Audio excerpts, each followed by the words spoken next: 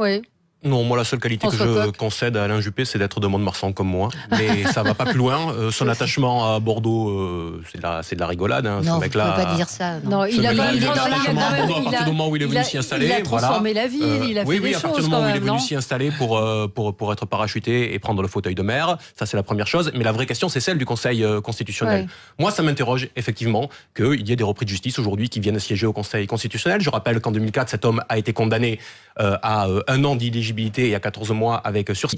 Et derrière, c'est quelqu'un qui a été désavoué régulièrement par les Françaises et les Français et par les électrices et les électeurs. C'était le cas lorsqu'il était Premier ministre. Ça a été le cas encore quand il est redevenu ministre sous Jacques Chirac et qu'il a dû quitter immédiatement quasiment le ministère parce qu'il a été battu aux législatives. Il a encore été désavoué au moment de la primaire de la droite. Je sais bien que pour le cas, on n'est pas dans le cadre d'une élection traditionnelle. Mais enfin, c'est quand même quelqu'un qui, à chaque fois qu'il se présente devant les Français est renvoyé à ses chères études. Eh bien, voilà quelqu'un qui est promu désormais au Conseil constitutionnel. Tout ça n'est que copinage. Finalement, les sages, c'est plutôt des pantoufleurs.